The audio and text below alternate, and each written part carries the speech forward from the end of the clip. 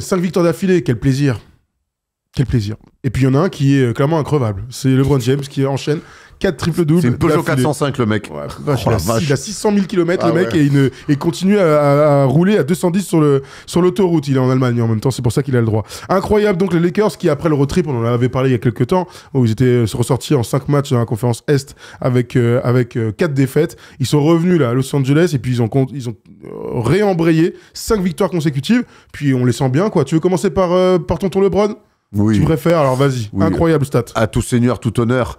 Je trouve que il vit encore sur des choses à lui, c'est-à-dire de la transition, ce qui est complètement fou hein, à son âge.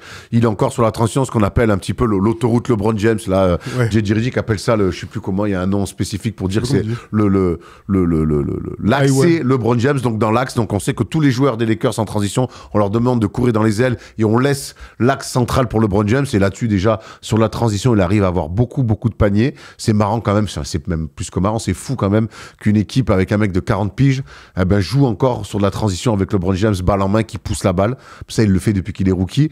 Et puis, je trouve aussi que, en parallèle, J.J. Redick, lui simplifie la vie, c'est le mettre en valeur. J'aime ce système avec Anthony Davis en haut, quand les deux sont en haut, il y a la passe sur LeBron, il y a une coupe du meneur et que derrière, il enchaîne le pick and roll avec Anthony Davis.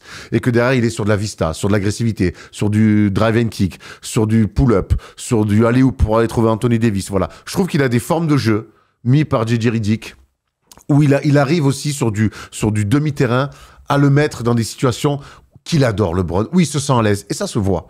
Et puis après, il est en confiance, LeBron. Et puis il a toujours ce truc-là sur les fins de match. On l'a vu face aux Pelicans.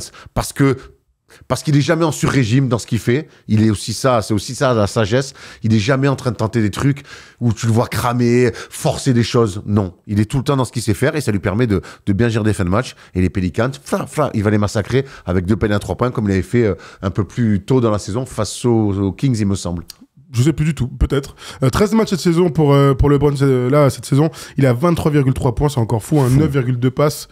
Et 8,6 rebonds, c'est fou. Il a 51% au tir, 43% à 3 points, même 75% au lancer franc, toujours dans ces eaux-là pour LeBron. Mais je disais tout à l'heure, c'est la première fois de sa carrière, 1500 matchs, où il enchaîne 4 triples-doubles de suite, dans 4 victoires en plus. Donc contre les Raptors de 20 points, contre Memphis dans un comeback, face aux Spurs de victoire de 5 points aussi. D'ailleurs, les 3 derniers matchs... Ils ont dû s'employer. Ils ont dû s'employer de ouf, absolument. Où il joue 37 minutes, et donc contre les Pelicans, là encore, 37 minutes. Il y a un match où il est exceptionnel, là, c'est le match contre Memphis, où il a 35 points, 14 passes, 12 rebonds. Contre les Pelicans, il est à 21 points. Attends, c'est quoi ce bug là? Incroyable. C'est un bug, bref. Il fait pas triple double dans le dernier match. Je pensais au match contre les Spurs où, mine de rien, tu vois, il fait pas un grand match. Il est en triple double, il fait pas un grand match. Il marche. Par moments, il défend même pas, tu vois. Il y a des moments. Se gère, ouais. Voilà. Parce qu'on est poli, on dit qu'il se gère. Moi, je dis qu'il défend pas, etc. Quand les mecs ont 40 ans et que c'est le LeBron James. Exactement, mais comme il a 40 ans, faudrait le dire. Pas encore 40 ans. Mais non, mais c'est vrai. Non, mais c'est pas une critique. Le mec est juste trop fort. Oui, voilà. Non, mais je suis pas en train de lui tirer dessus. Il a 40 piges, le mec. Oui, bien sûr. Moi, je trouve que ce qu'il arrive physiquement à faire à son âge, c'est exceptionnel. Et par contre, de jouer aussi longtemps, ça te permet... On le sait que LeBron James, il a un sens, une connaissance du jeu qui est supérieure. Moi, LeBron James, là, je regarde tous ses matchs. J'ai peu de souvenirs d'actions où il met un ballon en touche, où il comprend pas, où il prend un tir forcé. Il perd des ballons. Il a tendance à perdre des ballons. Après, c'est aussi ce qu'on lui demande de... L'effectif, le jeu des Lakers s'est fait de telle manière aujourd'hui que Anthony Davis est clairement au centre de tout et d'ailleurs il est exceptionnel, c'est pour ça qu'il est en mode MVP des deux côtés du terrain, il est très fort, etc. Mais ils arrivent à utiliser LeBron moins qu'avant, mais dans les meilleurs moments possibles. C'est ça que je te dis, quand J.J. Redick arrive à lui rendre la vie un peu plus facile sur des formes de jeu à lui. Et c'est vrai que c'est la première fois de la carrière de LeBron que finalement il n'est pas numéro 1. Alors, au vu des stats, on peut en discuter parce qu'Anthony Davis est à 31 points par match, mais LeBron, si on fait le cumul point, passe, rebond, on pourrait dire que c'est quand même lui le première option si vous voulez. Mais il n'empêche que pour moi, c'est Anthony Davis vraiment le numéro 1 d'attaque de cette équipe-là. Et du coup, et malgré tout, LeBron, en étant numéro 2 du coup, parce qu'on va quand même pousser Mamie dans les orties à dire qu'il n'est pas numéro 2, mais il arrive à faire sa deuxième plus haute moyenne de passes en carrière. Il est à 9,2. Ouais, c'est fou. Mais c'est fou. C'est complètement fou. Et je trouve que je les ai jamais sentis aussi forts, Davis et LeBron James ensemble. ça fait maintenant un petit moment qu'ils jouent ensemble, ils ont été champions dans la bulle. C'est certainement aussi grâce à Anthony Davis qui est magnifique. Bon. Il était déjà l'année dernière. Ouais, mais là, pour moi, il est encore. C'est ce qu'il fait. Ouais, c'est le jeu qui a changé. Pour moi, il est au même niveau que l'année dernière. Juste le choix a changé autour de lui, vraiment. Moi, je trouve. Cette année, l'année dernière, t'es à ce niveau-là. T'es au NBA Second Team. Je trouve qu'il s'est encore embelli par rapport à l'année dernière. Mais je trouve que les deux, je les ai jamais sentis aussi. Ils dégagent un truc d'une sérénité et c'est communicatif sur tous les autres aussi. Il manque encore beaucoup de choses à cette équipe pour pouvoir rêver plus haut. Oui, mais en tout cas, comme j'ai dit la dernière fois dans le First des choses, c'est que profitons, quoi. On ne sait pas combien de temps ça va durer. On va aller potentiellement sur ces 2 ans de contrat qui lui restent. Mais tu sais, chaque fois que je regarde LeBron, moi, je ne peux pas m'empêcher de dire ok, j'assiste peut-être. On est rentré dans le compte à rebours des 100, 150 derniers matchs de LeBron. Donc, faut tous les prendre. Et en tout cas, pour l'instant, chaque fois que je me fous devant un match des Lakers, je suis jamais déçu. Tu m'étonnes. Moi non plus. Tu m'étonnes. Pourcentage usage de LeBron cette saison. Donc, vous savez, lorsque le joueur est sur le terrain, c'est le nombre d'actions qu'il va faire pour son équipe. Hein. En carrière, il est à 31%. C'est énorme. La fois où il a été le moins, où cette stat a été la moins haute, c'était lors de sa saison rookie où il était à 28,2. C'est un truc de fou. Et ben cette année, il est à 27,4. Donc il est moins que sur sa saison rookie. Donc ça va dans ton sens où on dit qu'il n'est pas la première option. D'après moi, il n'est pas la première option. C'est Anthony Davis sans aucun doute qui a les ISO, qui a les trucs. Mais bon, l'autre est tellement fort que les contre-attaques, on lui donne toujours la balle. Les fins de match, il a beaucoup de ballons. Il y a aussi beaucoup de ballons à Austin Reeves, mais en tout cas lui, il en joue. Ils ont beaucoup de petits systèmes de ruse. Tu vois, c'est vraiment des smart plays très courtes où on va vous avoir là-dessus, tac. Et t'as raison, l'action typique, c'est ils sont tous les deux là, tête de raquette en haut. Tu fais la passe à l'un ou à l'autre. Et il y a un mouvement. Ça marche à chaque fois. Cette entrée de système, en fait, c'est même pas un système, c'est une forme de jeu. Voilà, ça offre tellement d'options.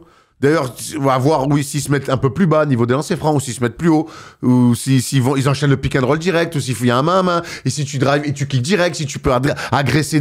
Enfin, cette entrée-là, qui est très simple, mais les mecs sont tellement forts, tu dois en même temps être attention sur LeBron sur la première intention, le rôle derrière d'Anthony Davis, le pop d'Anthony. Enfin, c'est un vrai casse-tête. C'est 1000% grâce à J.J. Redick, disons-le. Oui. C'est pas grâce à moi. 200%. Oui, je pensais pas à toi, mais ça peut être grâce au coach. Je veux dire, comme lui n'a jamais voulu vraiment être coaché, là j'ai l'impression qu'il prend du plaisir à respecter ce que veut J.J. Redick. Et c'est l'une des premières fois qu'on voit ça. Bon, on va rester sur LeBron et on va accueillir notre premier auditeur de la soirée.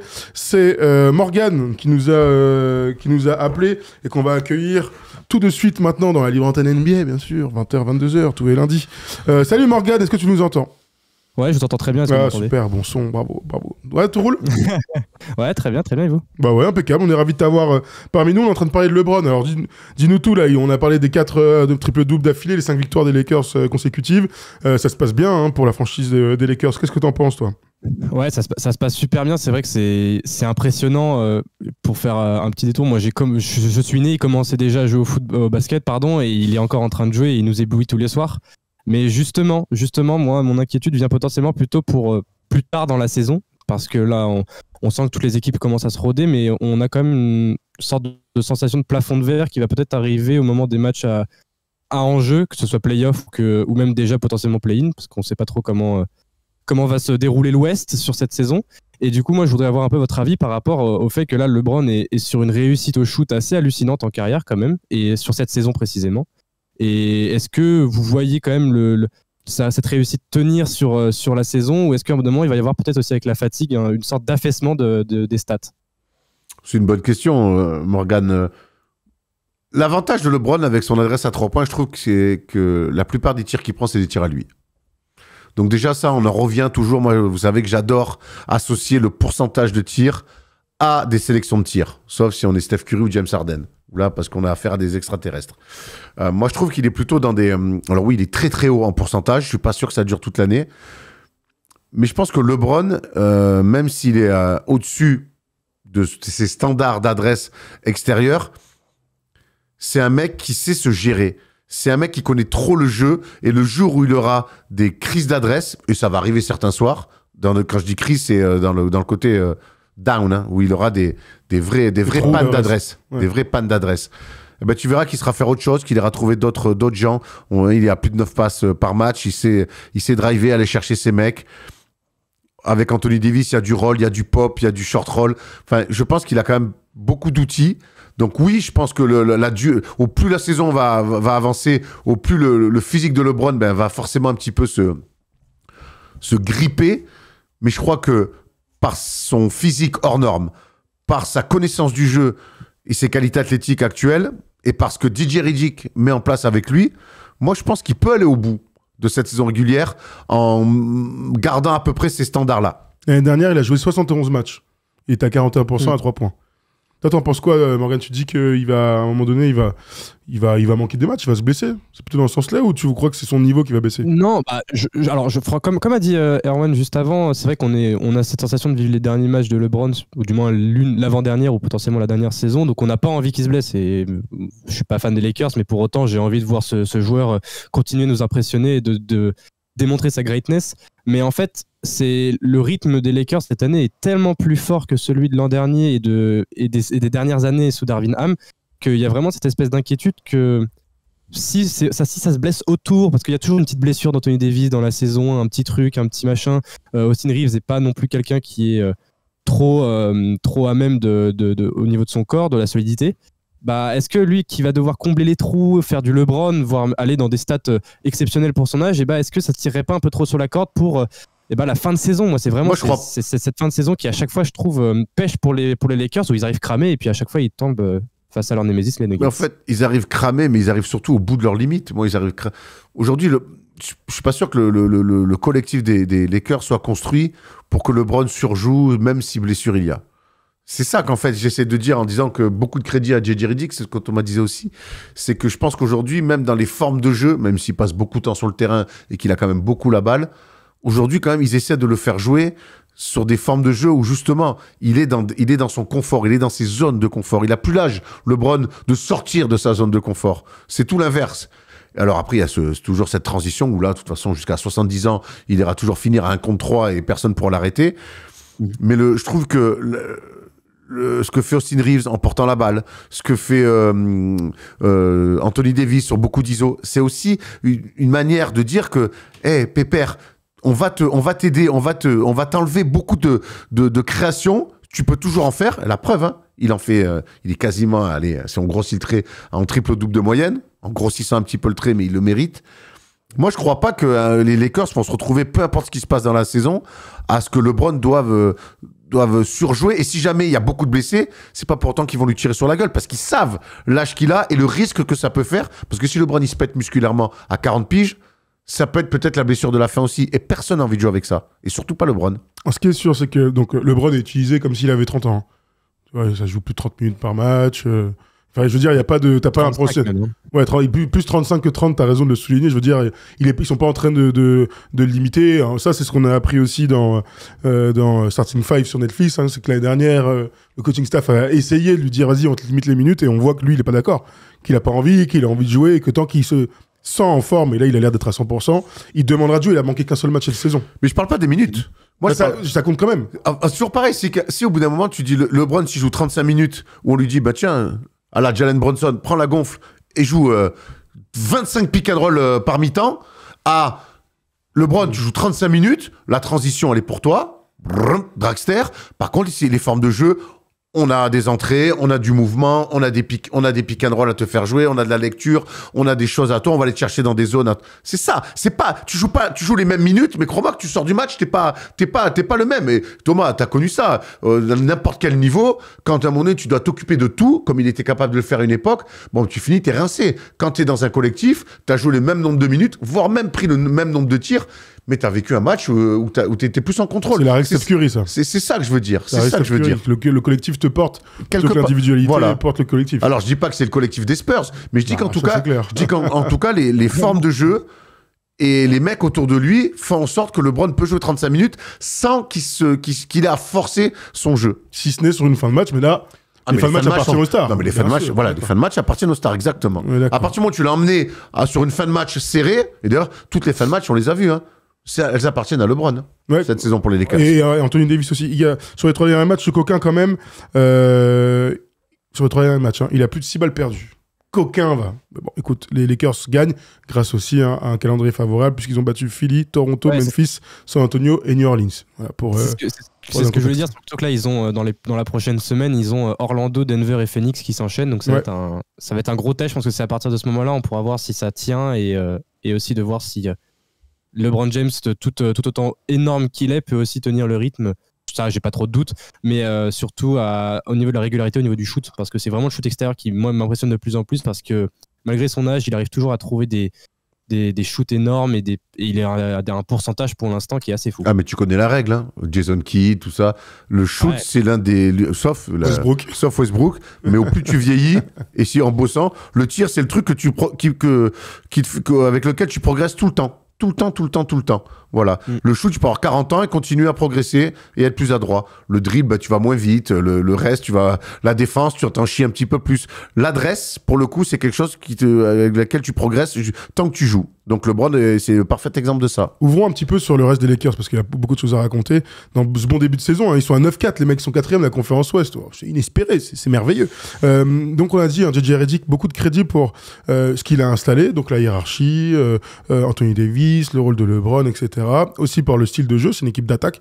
Aujourd'hui, ils sont 5e attaque au rating, c'est la 11e équipe qui court le plus, donc il y a de la volonté d'aller vite faire mal à l'adversaire, mais il y a aussi le fait qu'il y a plein d'autres mecs qui arrivent à s'éclater. Alors, Austin Reeves est très bon, vraiment, avec ses qualités et ses défauts, qualité d'attaquant, gros défaut en défense. Bon, ça on le sait. Dalton Groschneck, notre ami, notre rookie sûr. Appelle le Connect. Je ne vais pas l'appeler comme... Le mec, il est rookie, il va jouer 15 ans, pendant 15 ans, tu vas dire Schneck. Je vais l'appeler Schneck toute sa vie. Il a qu'à changer son nom. Ok, d'accord. Parce que, je suis désolé, le mot que tu prononces, ça s'écrit C-O-N. Alors que lui, c'est K... Schneck, je lis, c'est pas de ma faute. Donc, mon gars, super... Tu sais que c'est un jour, par miracle, si la vie nous offre ce qu'elle nous offre souvent, des belles choses, si on doit commenter les finales NBA avec les Lakers, j'espère que tu diras pas Schneck. Dalton Schneck. Ouais, d'accord. Comment il s'appelle, redis-moi? Prépare-toi, Serravino, tu vas commenter les finales NBA un jour. Mais comment, redis-moi comment il s'appelle? Connect. C'est bien ce que j'entends. Dalton Schneck, c'est bien ce que je dis. En tout cas, ma bouche le dit comme ça. Tu avais joué dans Friends, tu sais. Ouais, un petit peu joué dans Friends. Voilà, je sais pas qui c'est, mais en tout cas, il a l'air de régaler celui-là. Je connais pas ce livre. Parlons un petit peu de tous les autres alors du coup. Rui Hachimura est dans le 5 majeur, il est installé malgré aussi lui il a eu des blessures. Cam Reddish est revenu dans le 5 parce qu'à un moment donné il faut bien qu'il y ait un mec qui défende. Au-delà d'Anthony Davis, il y a personne sur les extérieurs qui est capable de défendre. Il a enlevé D'Angelo Russell qui a un comportement mais il est catastrophique. Mais bon là écoute, il est capable de faire ici ou là faire des bons matchs. Il est puant. Honnêtement, il est catastrophique. Comment tu... Il sait qu'il y a 25 caméras qui filment tous les matchs. Il n'en a rien à foutre. Le comportement, il s'attend à quoi en fait? Moi, je peux comprendre la nonchalance, le talent, tout ça. Et c'est un joueur qu'en plus, moi, que j'ai adoré du côté des Nets. Parce que quand il était coaché par Kenny Atkinson, mais là, il a vraiment un comportement de branleur, quoi, de poussé à l'extrême. Heureusement qu'il arrive à mettre 2-3 pantons de temps en temps, mais bon, c'est fou. Il a mis 18 sur le dernier match, il met 15 sur le match d'avant. Il est bon en sortie de banc. Il est bon en sortie de banc. Morgan, il t'agace pas, toi? Mais ce qui est terrible en plus, il m'agace énormément, mais ce qui est terrible en plus, c'est qu'on est habitué d'habitude de la part de D'Angelo Russell à avoir cette espèce de contract-year. Il l'avait fait à Brooklyn, il avait fait une saison magnifique et on s'attendait vraiment à un renouveau quasiment dans le jeu de D'Angelo Russell, quelque chose de bien travaillé, et c'est une catastrophe sur le terrain. Le body language n'est pas là et il est en train de se faire manger par un rookie qui a une dalle de fou, que ce soit Knecht et puis même Gabe Vincent. À un bout d'un moment, je pense que ça va commencer à trotter dans la tête de JJ Redick parce que c'est pas possible. D'Angelo Russell, il a juste de la taille en plus, quoi. Ben, sachant que Gabe Vincent en plus il défend et que cette équipe-là sur les défenses extérieures, c'est une mismatch énorme. Fan de Miami, hein, j'ai adoré Gabe Vincent quand il est passé, mais c'est quelqu'un qui malheureusement en défense va se faire énormément fixer et il va se faire zoner, donc ça va être très très compliqué pour les Lakers, surtout qu'ils n'ont pas une base arrière super forte défensivement. Bah justement, ça reste un des meilleurs défenseurs, sur les lignes arrière. Après Reddish, c'est un des meilleurs défenseurs. Pour les Lakers, oui. Après, là, je te rejoins. On en avait parlé il y a quelques 2 ou 3 semaines. On disait clairement qu'avec Hachimura, D'Angelo Russell et Austin Reeves et LeBron dans un 5 majeur, tu peux pas t'attendre à ce que ce soit une bonne équipe en défense. Tu peux avoir des bons préceptes, un bon système et tout. Bon, normalement, les mecs tiennent pas un duel parce qu'ils sont limités d'abord physiquement. Donc, Cam Reddish au moins apporte un petit peu plus de défense dans le 5 majeur. En plus, il lui demande absolument pas d'être efficace en attaque. On a vu son match là où il a fait des 0-0. Qu'est-ce qu'il est devenu, lui? C'est un joueur hyper talentueux, sorti de Duke et tout, c'est fou. Le gars, c'est devenu un défenseur. Ah ouais, vraiment. Tu fais rien d'autre. La NBA, c'est dur. Tu fais rien d'autre. Le gars, c'était un futur Paul George. Hein. Ouais. Vache. Il n'y a plus que George maintenant. Ouais.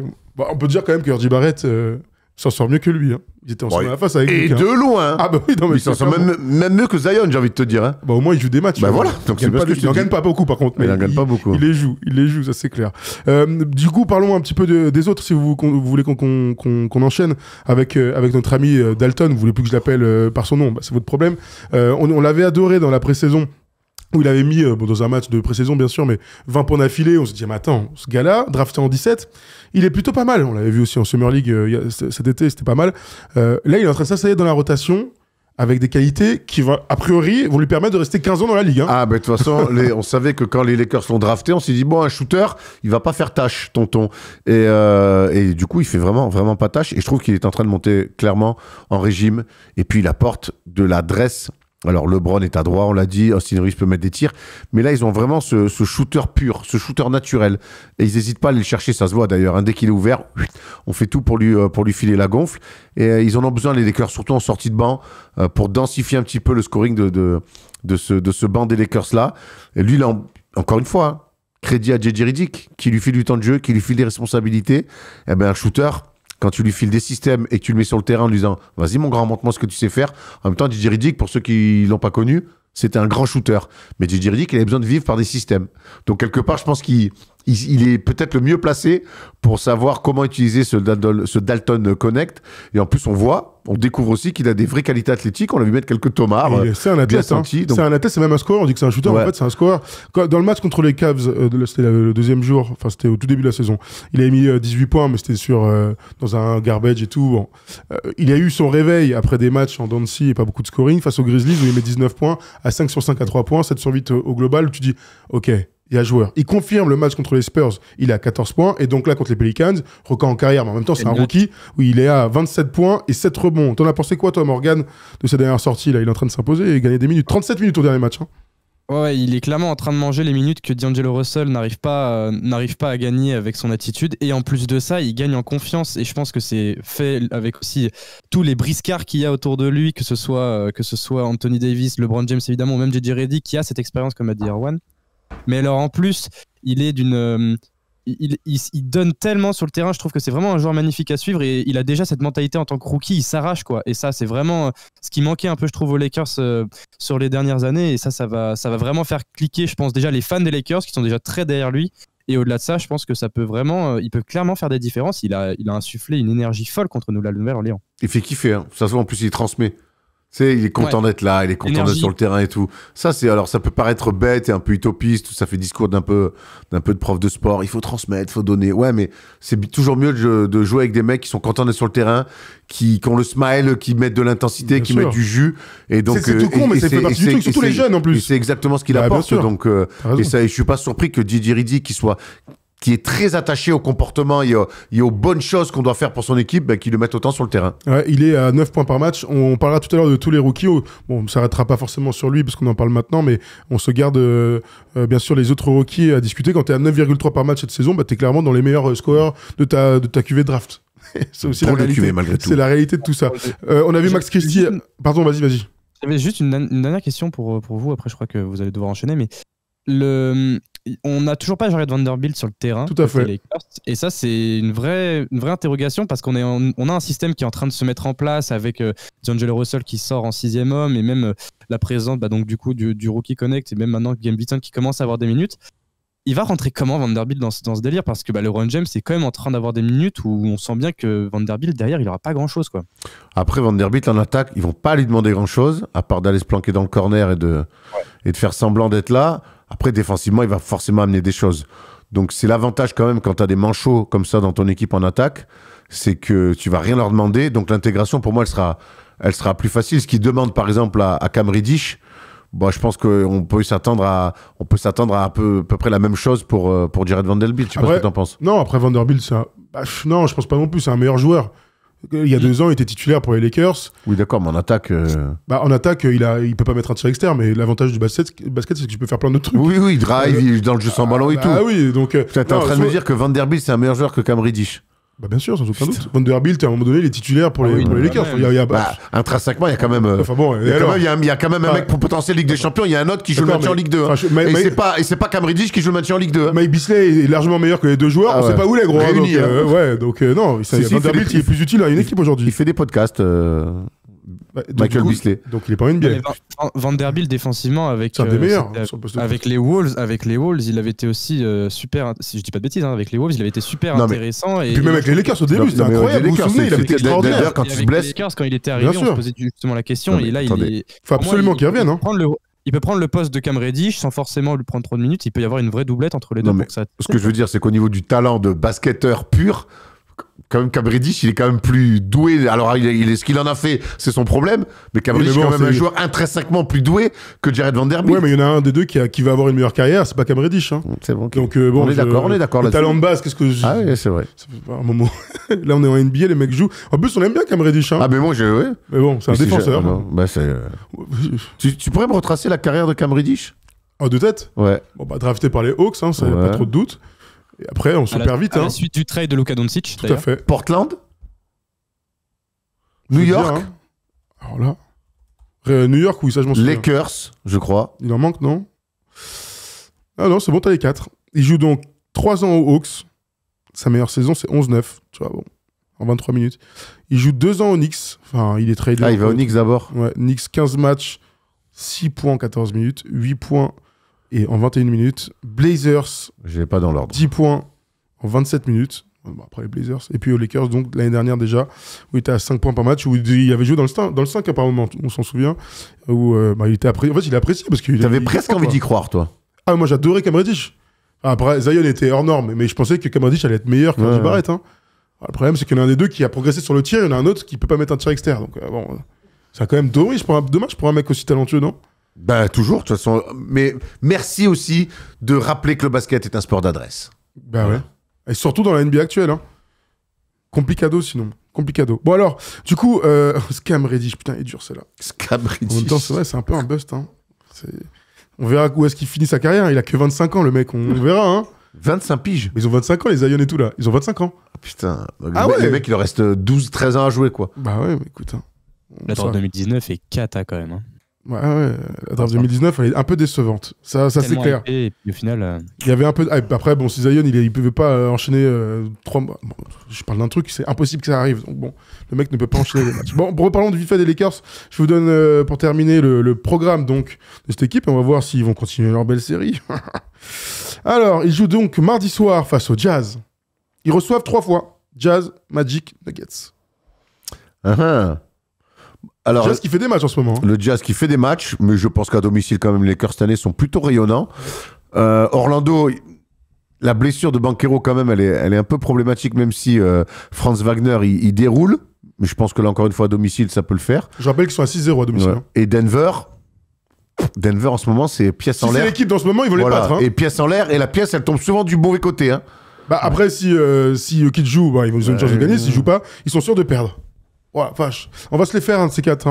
On attend un petit peu encore, là, mais on va se les faire. C'est très dur de les juger, les Nuggets. Ouais, dès qu'il y a des blessés, de toute façon... Très dur. Il n'y a pas Aaron Gordon, il n'y a pas de truc. Bon. Tu dis quoi, toi, Morgan? Ils vont jusqu'où, là, leur petite série de victoires? Moi, je pense que ça s'arrête face à Orlando, justement. Ok. Un gros match. Et puis, la défense d'Orlando qui commence un peu à se mettre en place, ça peut surprendre. La première défaite à la maison, elle peut arriver là, ouais. Ok. Donc, les frères Wagner viennent jouer la symphonie. Oh, bravo. Oh, non, pas bravo pour ça. Si. Ah ouais, donc on en est là. On est vraiment une émission de pacotille, quoi. Faut pas dire autre chose. C'est quoi autre chose? Une émission de merde. Ah bon, tu l'as dit, du coup. Merci, Morgan. Sache, Morgan, que tu as été plébiscité par le chat. Donc tu nous rappelles. Très bon. Dès que tu peux. Belle voix, bon son, belle analyse. J'ai presque envie de te demander une photo de toi torse nu. Ouais, non, je vais pas la donner. Celle-là. Joli prénom. N'hésite pas à jumper dans mes DM. Bonne soirée à tous, bonne soirée. Il fuit. Il va donner la même réponse que. Il va donner la même réponse que la Melo Ball. Il va prendre 100 000 lui aussi. Morgan, il va prendre 100 000. Je vais me barrer en faisant un doigt, je vais prendre une à 35 000 et je vais juste partir. Ah, 35 000 pesetos, ça, par contre, parce que la vache. Parce que 35 000, je t'aide à les payer si tu prends ça, parce que. Ah ouais, voilà. Et encore, je sais pas comment je vais faire. Non, mais trêve de plaisanterie. Bravo, Morgan, merci. On aime bien quand vous nous appelez tous, de toute façon, et que vous êtes toujours très bons à nous appeler. C'est bien d'échanger avec vous. D'ailleurs, c'est votre émission, on le dit jamais assez, mais appelez-nous tous les lundis, c'est bonheur de pouvoir échanger. Merci à toi, Morgan. Salut, Morgan, et garde ton t-shirt, hein, je rigolais. Allez, voilà, LeBron rayonne, les Lakers régalent. Allez, continuez les copains, on est avec vous. Régalez-nous, et puis pourquoi pas le titre en fin d'année, bien sûr. On y croit pour la dernière saison. Oh, c'est vrai qu'on a oublié de dire ça, attends. C'est incroyable ça. Il a fait un tableau, Tom, sur une déclate LeBron. J'ai oublié de vous le mettre, je suis un ouf. Et tu peux nous le mettre, s'il te plaît, Pollux? Ah, regarde. Je ne vais pas jouer encore très longtemps. 1 ou 2 ans, peu importe. C'est ma tête qui décidera. Mon cœur suivra ma tête, sans blague. Mon corps suivra ma tête.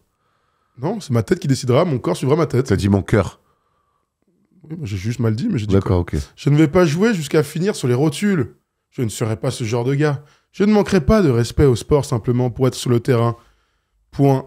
On verra s'il fait 2 ans. J'aimerais quand même terminer. Il a de la marge, quoi. J'aimerais terminer en disant félicitations, mon ami. Tu es un joueur de NBA.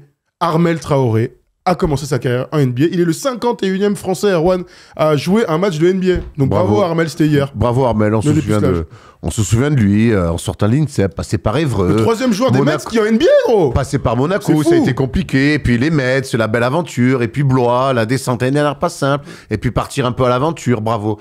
Je vais essayer de l'avoir, Armel, là. Ouais, vas-y, on essaie. Je vais lui envoyer un message. Grave. Au frérot. Bravo, on est content pour toi, en tout cas, Armel. Bien bravo. sûr. Bravo, la famille Traoré, la famille. Ça fait 3 mecs des Mets qui sont NBA. Hein. Bah ouais, ça, cette stat, elle est dingue. 3 Français, hein. Oui, t'as raison. Ouais, bah, si c'est le petit portoricain, là... Comment il s'appelait encore? Waters. Tremont Waters. Oh, papa, coup de pied dans la tête. On embrasse la Guyane libre, hein, bien sûr. On embrasse Steve. Hein. Ah, bien sûr. Et tous nos amis guyanais, on sent chaud. Qui savent faire basculer une saison quand il faut. Dans le bon sens. Ah ouais, dans le bon sens. Hein. Si bien plein de tête, ah, tu parles mal pas. Allez, si tu es sur YouTube en replay, un petit like et un commentaire comme ça. Bisous, bisous.